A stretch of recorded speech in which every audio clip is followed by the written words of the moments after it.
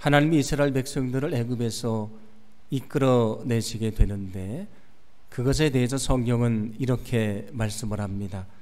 출애굽기 13장 17절과 18절 말씀 함께 봉독합니다. 바로가 백성을 보낸 후에 블레셋 사람의 땅의 길은 가까울지라도 하나님이 그들을 그 길로 인도하지 아니하셨으니 이는 하나님이 말씀하시기를 이 백성이 전쟁을 하게 되면 마음을 돌이켜 애굽으로 돌아갈까 하셨음이라. 그러므로 하나님이 홍해의 광야 길로 돌려 백성을 인도하시매. 아멘. 출애굽 지도를 좀 준비를 했는데 보여주시면, 여러분이 보시기에 왼쪽에 위에 보시면 거기 이스라엘 백성들이 애굽에서 살았던 고센이라고 하는 땅이 있습니다. 그리고 여러분이 보시기에 오른쪽에 위쪽에 보시면 거기가 바로 가나안 땅입니다. 그러니까 고센에서 이 가나안으로 가는 가장 빠른 길은 지중해 해변을 따라 가는 길입니다. 저 지도에는 블레셋 땅이다 그렇게 기록을 해놨는데 오늘 성경은 뭐라고 말씀하냐면 블레셋 사람들의 땅의 길 그렇게 말씀을 합니다. 그 길이 가장 빠른 길인데 그 길을 가면 빠르면 일주일이면 가나안 땅에 갈 수가 있고요. 늦어도 10일이면 가나안 땅에 갈 수가 있습니다. 그런데 하나님은 그 블레셋 길로 인도하신 것이 아니고 홍해 광야 길로 인도하셨다고 말씀을 합니다. 그 아래쪽으로 홍해 쪽으로 인도를 하셔서 광야 길로 들어가시게 하는데 그 화살표대로 이스라엘 백성들이 40년을 지내면서 결국 가나안 땅에 들어가게 되었습니다. 이렇게 하나님께서 왜 블레셋 길이 아니고 광야 길로 인도하신 것인가? 성경은 뭐라고 말씀을 합니까? 이미 블레셋 길에는 전쟁을 잘하는 사람들이 살고 있었습니다. 그런데 출애굽을 한 이스라엘 백성들은 아직 전쟁을 할 만한 준비를 갖추지를 못했습니다. 전쟁이 시작이 되면 두려움에 가나안으로 가는 것을 포기하고 애굽으로 돌아갈 것을 아셨기 때문이다. 그렇게 말씀을 합니다. 그리고 그들은 아직 하나님을 온전히 신뢰하지를 못했습니다. 그래서 그들이 가나안까지 가기에는 하나님을 신뢰하는 믿음을 갖고 또 전쟁을 할 수 있을 만큼 준비를 하기 위한 시간이 필요했습니다. 그 시간이라는 것이 광야에서의 40년의 시간이었다는 것입니다. 이스라엘 백성들은 출애굽을 하면 금방 가나안 땅에 들어갈 줄 알았습니다. 그렇게 기대를 했습니다. 그런데 그들의 기대와 전혀 다른 광야길로 가게 되지요. 우리 인생도 마찬가지라는 생각을 좀 하게 됩니다. 우리는 쉬운 길, 빠른 길, 평안한 길을 원하는데 때로는 인생의 광야길을 만날 때가 많이 있습니다. 이스라엘 민족이 광야길을 간 이유가 있다고 말씀하지 않습니까? 만약에 저와 여러분에게 인생의 광야길이 찾아온다면 거기에도 하나님의 뜻이 있을 것이라고 생각을 합니다. 거기서 우리가 무엇을 해야 될 것인가? 오늘은 그것을 함께 생각하면서 은혜를 좀 나누어 보려고 합니다. 오늘 2절 전반절 말씀은 이렇게 말씀합니다. 함께 봉독합니다. 내 하나님 여호와께서 이 40년 동안에 내게 광야길을 걷게 하신 것을 기억하라. 이는 너를 낮추시며. 아멘. 하나님이 이스라엘 백성들을 광야길로 인도하신 이유를 뭐라고 말씀을 합니까? 그들을 낮추시기 위함이었다. 그들을 겸손하게 하기 위함이었다. 그렇게 말씀을 합니다. 광야란 것이 어떤 것입니까? 먹을 물을 구하기도 어렵고요. 양식을 구하기도 어렵습니다. 그들이 광야 40년을 지내면서 경험한 것은 무엇입니까? 이 황량한 광야에서는 자신들의 힘으로 살 수 없다는 것입니다. 자신들이 얼마나 연약한지, 얼마나 무능한지를 깨닫게 됐습니다. 그 광야길을 걸으면서 그러면 어떻게 살 수 있는가? 그들이 경험한 것은 자기 힘으로 사는 것이 아니고요, 하나님을 의지할 때만 살 수 있다는 것을 배우게 되었습니다. 그러므로 그들에게 주어진 광야 40년의 시간이라는 것은 자신들의 연약함을 인정하고요, 하나님을 의지하는 것을 배우는 시간이었다는 사실을 믿으시기를 바랍니다. 우리에게도 인생의 광야길이 찾아올 때가 있습니다. 그 시간은 어떤 시간인가? 우리가 하나님 앞에서 철저하게 우리의 연약함을 경험하는 시간이고요, 우리의 무지함을 경험하는 시간입니다. 그때에 내 힘으로는 아무것도 할 수 없는 것이구나 우리가 깨닫게 되지요. 그때 하나님 앞에 엎드려서 우리의 연약함을 인정하기를 간절히 소망합니다. 그리고 믿음으로 기도하기를 간절히 소망합니다. 그리고 하나님을 의지하기를 소망합니다. 우리에게 인생의 광야길이 찾아올 때에 거기서 겸손히 하나님을 의지하시는 저와 여러분의 삶이 되기를 간절히 소망합니다. 그때 우리에게도 믿음을 주실 것이고요, 그 인생의 광야길을 능히 헤치며 살아갈 수 있는 그런 위대한 삶을 살 수 있도록 우리를 축복해 주실 줄로 믿습니다. 시편 37편 5절은 이렇게 말씀하는데 함께 봉독합니다. 내 갈 길을 주님께 맡기고 주님만 의지하여라. 주님께서 이루어 주실 것이다. 아멘. 인생의 광야길을 만났을 때에 하나님에게 모든 것을 내어 맡기라. 그리고 너희는 하나님을 의지하라 말씀을 합니다.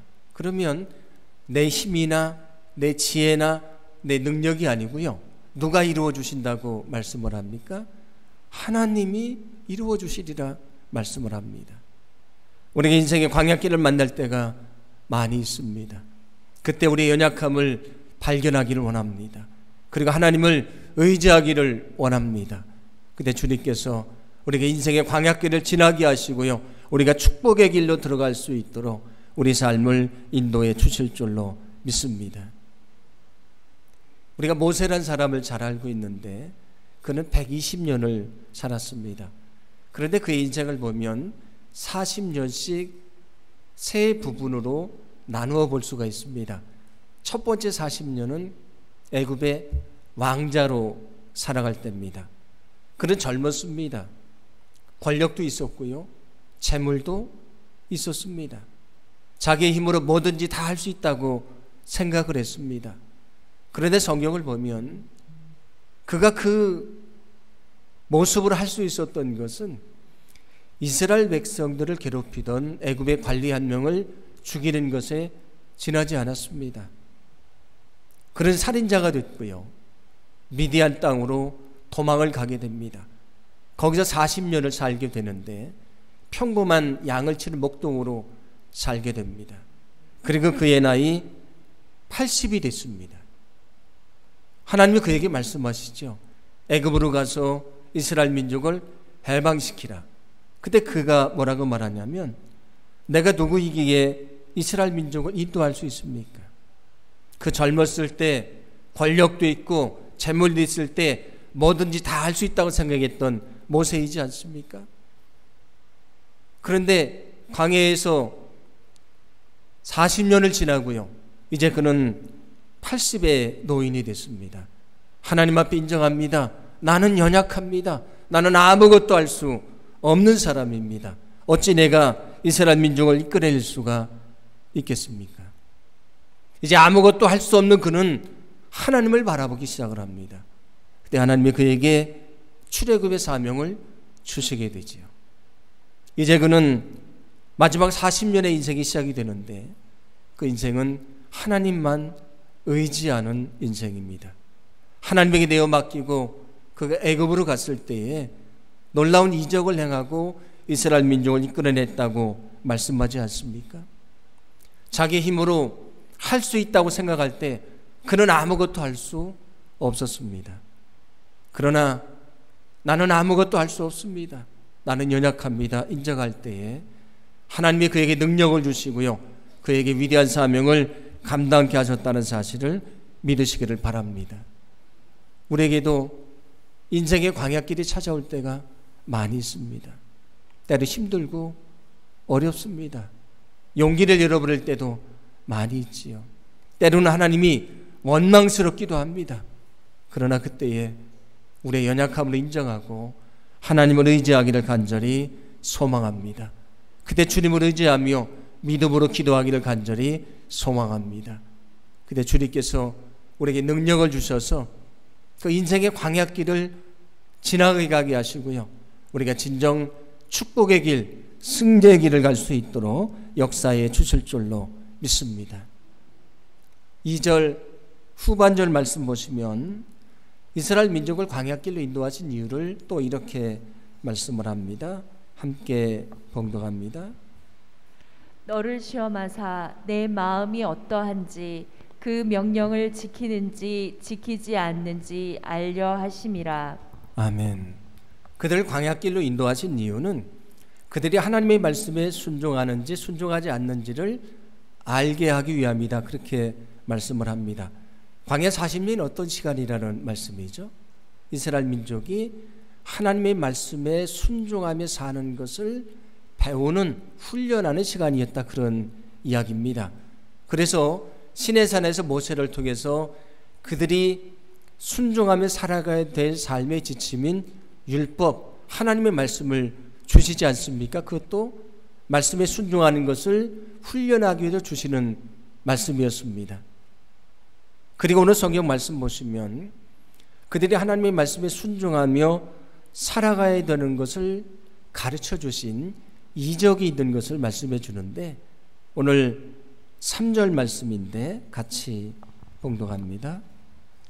너를 낮추시며 너를 줄이게 하시며 또 너도 알지 못하며 내 조상들도 알지 못하던 만나를 내게 먹이신 것은 사람이 떡으로만 사는 것이 아니요 여호와의 입에서 나오는 모든 말씀으로 사는 줄을 내가 알게 하려 하심이니라. 아멘. 이스라엘 백성들이 광야에서 먹을 것이 없으니까 하나님 앞에 호소를 하지요. 그때 하나님이 만나를 하늘에서 내려주십니다. 마치 아침에 서리가 내리는 것처럼 만나가 아침에 내려왔는데, 성경은 이 만나를 거두는 방법에 대해서 자세하게 말씀을 합니다. 출애굽기 16장을 보면 그것을 말씀해 주는데, 하루에 한 사람당 한 오멜씩을 거두라고 말씀을 합니다. 한 오멜은 약 2리터, 지금의 2리터 정도가 되는 양인데 그만큼을 거둬라. 그리고 그것을 그날에 다 먹어라 말씀을 합니다. 만약에 그것을 남겨두면 다음 날이 됐을 때에 벌레가 생기고 상해서 먹지를 못할 것이다 말씀을 하죠. 그 말씀을 어기고 다음 날까지 남겨뒀던 사람은 벌레가 나서 먹을 수 없었다고 말씀을 하죠. 안식일에는 만나가 하늘에서 내려오지 않습니다. 그래서 그 전날에는 이틀치를 거두라고 말씀을 하죠. 그래서 2오멜을 거두라고 말씀을 합니다. 자, 그런데 그때는 하루를 놔둬도 안식일에 먹을 때에 만나가 상하지 않을 것이라고 말씀을 하죠. 그리고 안식일에는 만나가 내리지 않으니까 나가서 만나를 거두지 말라고 말씀을 하게 되는데, 그 말씀을 어기고 안식일에 만나를 거두러 갔던 사람들은 만나를 볼 수 없었다, 그렇게 말씀을 합니다. 자, 만나를 주십니다. 거두라고 말씀을 하시죠. 그런데 어떻게 거두라고 말씀을 합니까? 하나님의 말씀을 따라서 거두라고 말씀을 합니다. 말씀을 어기고 다음 날까지 남겨두면 먹을 수 없습니다. 안식일에 만나를 거두러 가면 거둘 수가 없는 것이지요. 말씀에 따라서 만나를 거두라 말씀을 합니다. 자, 그것을 통해서 무엇을 가르쳐 주신 것인가? 하나님의 말씀에 순종하는 법을 가르쳐 주신 것입니다. 자, 그래서 오늘 성경은 뭐라고 말씀하시냐면, 하나님의 만나를 주신 이유는 사람이 떡으로만 사는 것이 아니고 하나님의 말씀으로 사는 것을 알게 하려 하심이라, 그렇게 말씀을 합니다. 하늘에서 내려오는 만나를 먹고 그들이 살았습니다. 하늘에서 내려온 만나를 먹고 살았던 것처럼 하나님이 내려주시는 하나님의 말씀을 통해서만 살 수 있다는 것을 가르쳐 주셨다는 것입니다. 우리가 인생을 살다가 인생의 광야길을 만날 때가 있습니다. 우리가 무엇을 해야 되는지, 어디로 가야 되는지 알지 못할 때가 있지 않습니까? 그래서 때로는 좌절하고 방황할 때도 많이 있습니다. 그러나 이미 우리에게는 하나님이 만나를 내려주셨던 것처럼 우리에게 주신 하나님의 말씀, 바로 이 성경이 있습니다. 여러분, 우리가 인생의 광야를 만나서 때로는 무엇을 해야 될지, 어디로 가야 될지 알지 못할 때에 이 하나님의 말씀 앞에 우리가 엎드리기를 간절히 소망합니다.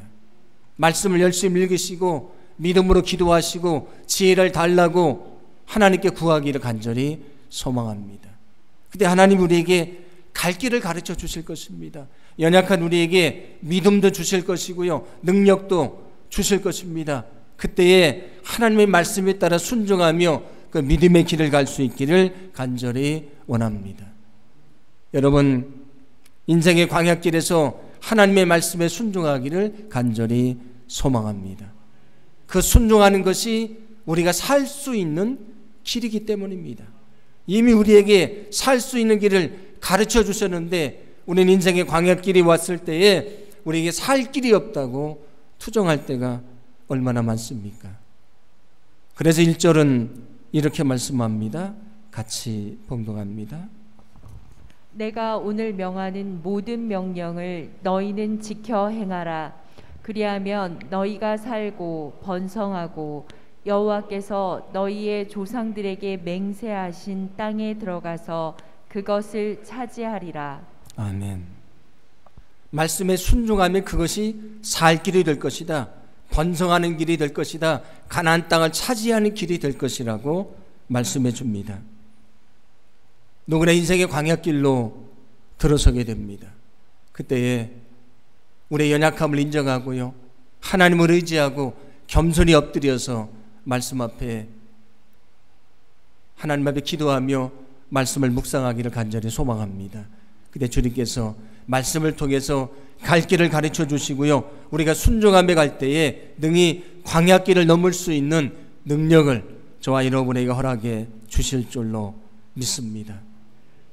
오늘 4절은 이렇게 말씀하는데 함께 봉독합니다. 이 40년 동안에 내 의복이 헤어지지 아니하였고 내 발이 부르트지 아니하였느니라. 아멘. 그들이 황량한 광야길을 갈 때에 입을 옷을 만드는 재료를 계속 공급해 주셨다. 신발을 만들 수 있는 재료를 공급해 주셨다, 그런 말씀이거든요. 살아가는 데 필요한 걸 하나님이 계속 공급해 주셨다, 그런 말씀이고요. 앞에서 말씀드린 대로 하늘에서 만나를 내려주셔서 먹여주셨습니다. 반석에서 물이 솟아서 그들에게 먹을 물을 주시지 않으셨습니까? 그리고 전쟁이 있을 때에 그들이 승리할 수 있도록 인도해 주셨다고 성경은 말씀해 줍니다. 광야 40년 동안 이스라엘 민족이 경험한 것은 무엇입니까? 그들은 자신들의 힘으로 사는 것이 아니고요, 하나님의 은혜로 산다는 것을 깨닫게 됐습니다. 아무것도 할 수 없는 그들이 광야에서 어떻게 40년을 살았습니까? 그들은 은혜로 살았습니다. 그러므로 그들에게 광야 40년은 하나님의 은혜를 깨닫는 시간이었다는 말씀입니다. 여러분, 우리 인생의 광야길을 들어가게 될 때가 있습니다. 거기에서도 하나님의 은혜가 있습니다. 우리가 미처 깨닫지 못했던 하나님의 은혜가 있습니다. 여러분, 인생의 광야길에 하나님의 은혜를 발견하고요, 은혜에 감사하기를 간절히 소망합니다. 인생의 광야길에서 하나님의 은혜에 감사하시기 바랍니다. 저도 지금 인생의 광야길을 걷는 것 같습니다. 그런데 그 속에서 하루하루가 하나님의 은혜인 것을 더 깊이 깨닫습니다. 아주 큰 것이 아닙니다. 대단한 것이 아닙니다. 내가 하루 동안 밥을 먹는 게 그게 하나님의 은혜입니다. 내가 평안히 잠을 자는 것 하나님의 은혜입니다. 쉽지 않지만 저만치 걸을 수 있는 것 그게 하나님의 은혜입니다. 그러나 광야길에 들어서기 전에는 밥을 먹는 것이, 잠을 자는 것이, 걸을 수 있다는 것이 하나님의 은혜인 것을 몰랐습니다. 그런데 인생의 광야길에서 깨닫게 됐습니다. 나는 내 힘으로 사는 게 아닙니다. 매 순간 하루하루 하나님의 은혜로 사는 것입니다. 우리는 하나님의 은혜로 산다는 것을 기억하시기 바랍니다. 오늘 성경을 더 읽어보시면 11절 이후의 말씀에 하나님이 염려하시는 것이 하나가 있습니다. 광야에서 하나님을 의지하던 그들이요, 은혜를 기억했던 그들이 가나안 땅에 들어가서 잘 먹고 잘 살게 되면 하나님을 잊어버릴까 봐, 그 은혜를 잊을까 봐 염려를 하시지요.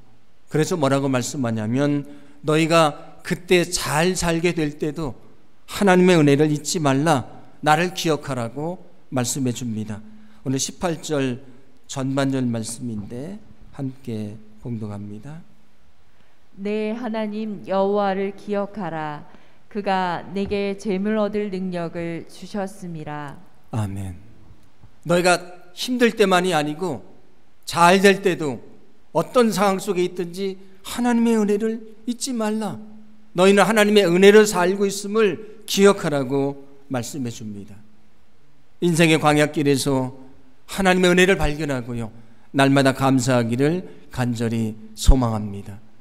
감사하는 자를 기뻐하시고 저와 여러분의 삶 속에 더 많은 감사의 조건, 놀라운 주의 축복을 내려 주실 줄로 믿습니다.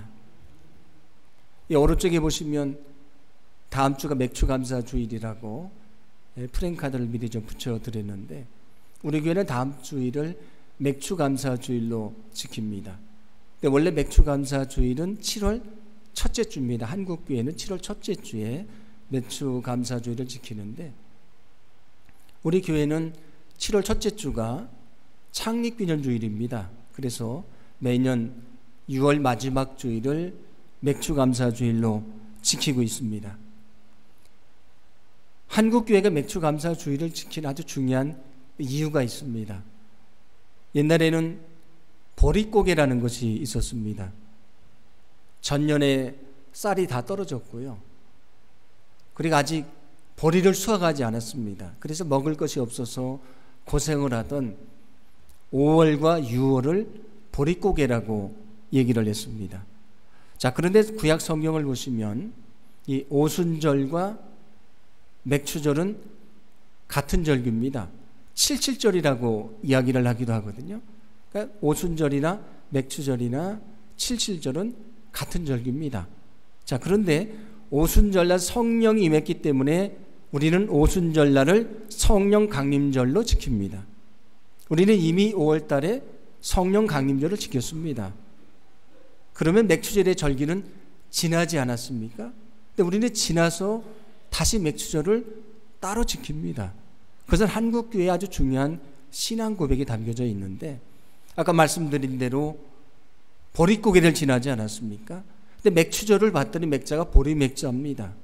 그래서 한국교회는 이 고난의 시간, 보릿고개를 이기게 하시고 보리를 수확하게 하신 은혜를 기억하면서 오순절과 다르게, 성령 강림절과 다르게 맥주감사주일을 따로 지킨 것입니다.